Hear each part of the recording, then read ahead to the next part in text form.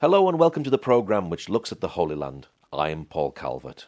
Psalm 48 verse 11 from the New King James Bible says this: "Let Mount Zion rejoice, let the daughters of Judah be glad, because of your judgments." I'm with Adam AJ Edelman, who's the pilot for the Israeli Olympic Bobsleigh team.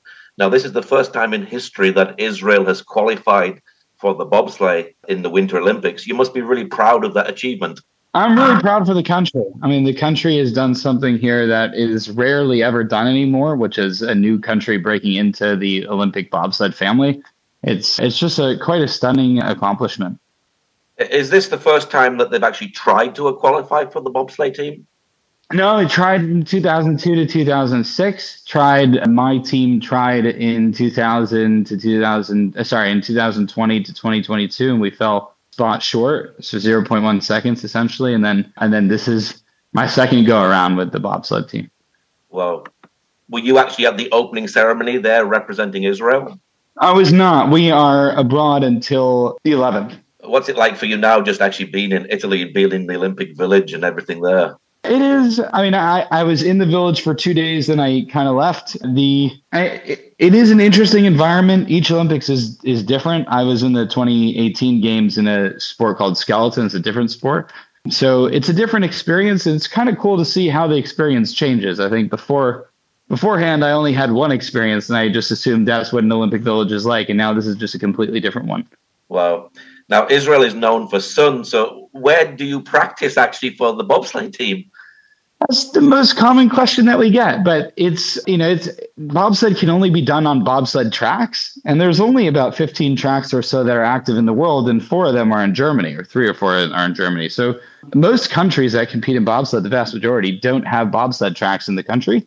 We train at those tracks. So Germany, Norway. Personally, we stick around in North America, our team. So we train at Whistler, British Columbia, Lake Placid, New York, Park City, Utah.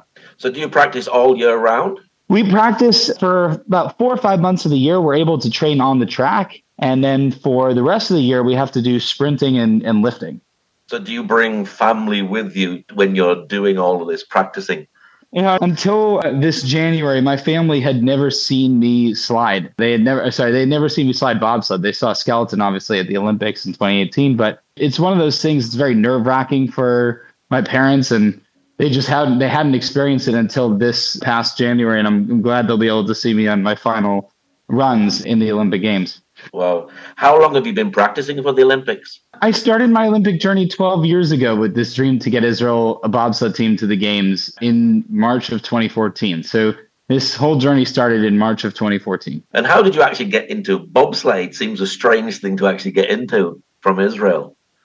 Yeah. I saw it on television. I was originally going to pursue another sport. I really thought of in Hebrew, we call it tafkid, which is like the role. It's like a spiritual role that we have in life, as being an example to young kids from my community, from the Israeli community, from communities that just don't pursue sport generally or don't value sport, just being an example that can help make the change, in how those communities view themselves in sport, because sport for some kids is as valuable as learning to play an instrument or playing chess. It's a vehicle for development and self-expression and learning right from wrong and setting goals.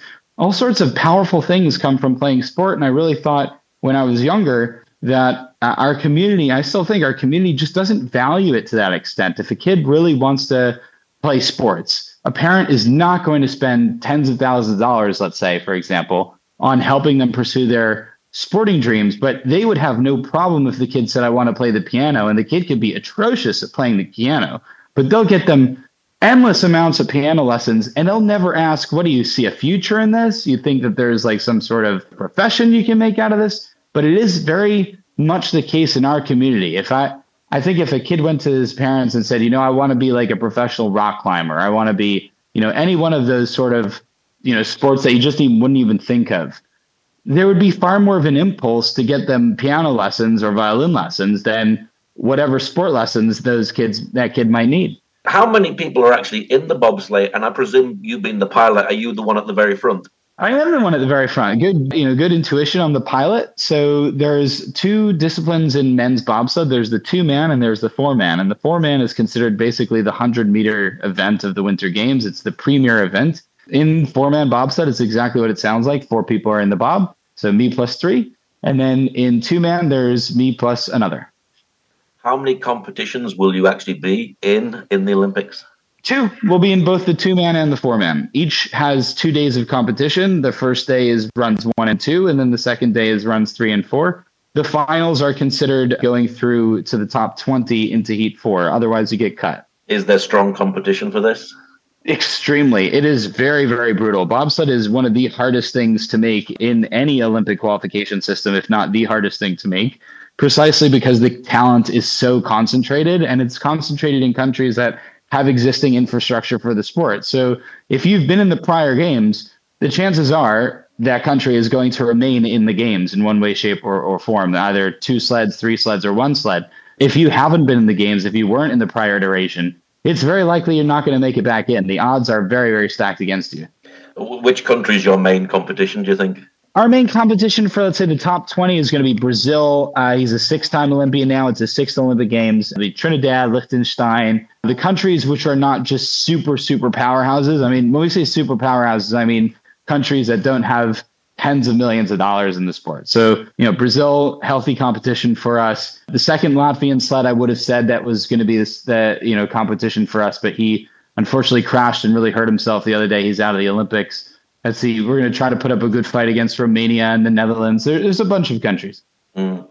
Is this a dangerous sport, and what sort of speeds do you actually reach there on the ice? Oh, very dangerous. So as I said, the pilot from Latvia crashed the other day. He really hurt his neck. He had surgery and he's out of the games. You reach in bobsled, each track has a different top speed. This track, I think, goes up to about 135, 137. Top speed in Whistler, British Columbia, for example, is 156, 157. It is very, very dangerous. So the bobsleds crash all the time. You're trying to push the sled to the edge of its performance, to the edge of basically steering as little as you can to create as little friction that would slow you down, and navigating the turns so that you wouldn't flip otherwise. And many, many times there are crashes, and those crashes means that a massive steel structure is, you're going to get pinned under a massive steel structure on your head, sliding down the ice at 90 miles an hour. Have you been watching the movie Cool Runnings for inspiration and for training? The funniest thing is I never saw the movie Cool Runnings until 2021 when I watched it with my team. And I don't watch it very often just because it's one of those things that I imagine it's like doctors seeing a medical show on television. You can point out all the inconsistencies, and the inconsistencies might bother you. So Cool Runnings is, I feel like I've lived Cool Runnings in a much more accurate way. And that's kind of I just otherwise haven't watched it. Now, you recently made the headlines because you had a break-in in your room. Are you concerned about security there? No, not concerned whatsoever. Israel does an amazing job. We're just excited to be there and looking forward to a good competition. Do you stay in the actual Olympic village? Great question. A lot of countries have teams, they're higher performance teams. They don't stay in the village. They stay outside the village in hotels or, places where they'll have better accommodations for better sleep and rest. We do stay in the village. It's just something that we do. And that's part of the experience. I'm very excited to stay in there. It must be exciting as well, just actually connecting with other Israeli Olympic athletes there in the event. There are 4 different villages in these games: Cortina, Milan, Brno. I can't remember the other village names, but there are 4 villages. And in our village, there is the skeleton Olympian who will overlap with us for 2 days. And then there's us. I do believe there might be an alpine skier in there, but the others are in Milan, I believe.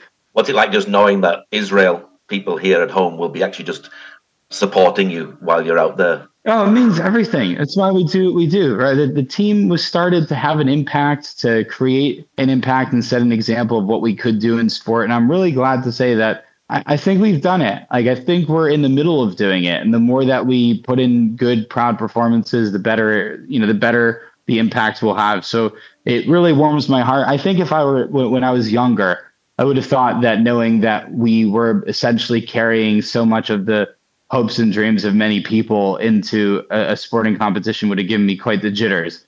But for now, it's just something that makes me so proud that I could just be a part of. As at the end of the day, we know this very well. At the end of the day, no one will know our names in, a month from now, a few weeks from now, but they will know that an Israeli team competed. And that's really quite something special to be a part of. Are there many young up-and-coming athletes getting involved in bobsleigh? Hopefully, maybe in another 4 years' time, they'll be in a different Olympics. There are presently none. Presently, there are none. But the goal, that's the goal, right? The goal is to change it so that it becomes something that young kids aspire to be a part of. So, I think when it comes to, if people ask, are there others that are up and coming? The goal is that they see what we're doing and they go, I can do that for myself. I want to do that for myself. I see myself in them. And that's just the power of representation in sport. Well, hopefully you're actually inspiring many, many people all around the world, not just in Israel, to actually get into the Olympics. I hope so. My journey is I think every Olympian's journey is very unique, right? Everyone has their own motivations and reasoning as to why they pursued what for them would have started out as being a very difficult task that very few get to. For me, I started with the worst scouting report in the history of a skeleton athlete who ever made the games. And it quite simply said, it was a coach who sat me down and he said, you'll be retired from this within 2 years. You're never going to make it. You'll never, ever make the Olympic Games. And you're not what we would call athletic. And I looked back at him and I said, they said the same sort of thing to Tom Brady, because I'm from New England. I really love Tom Brady. And he said, AJ, you are no Tom Brady. And at that point, I just thought, this will be my story. This will be the story that can tell kids that they could start no worse than I started, right? Unless, God forbid, they had no legs. They just could start no worse than I was at the beginning of my journey.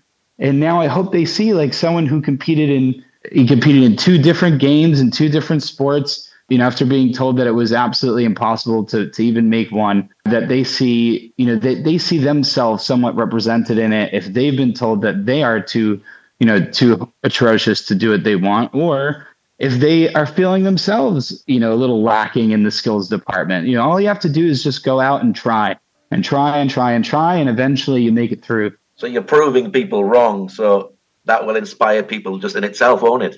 Yeah, I think the motivation, there's different ways. Everyone has a pretty valid motivation. There's some that are external and some that are internal. And the external one is for sure to prove people wrong. I'm far past that at this point in my life. I think as a 34-year-old, I've matured to the point where I kind of recognize that I don't need the external validation of someone saying that I can or can't do something. But for me, it's about being the best version of myself. I think that I promised myself many years ago that I would turn my life around. I was headed in a terrible direction when I was 15 years old. And if I hadn't changed, I certainly would have ended up addicted to something. My life was just headed in a terrible, awful direction. And I promised myself I would make a change. I'd be the best version of myself.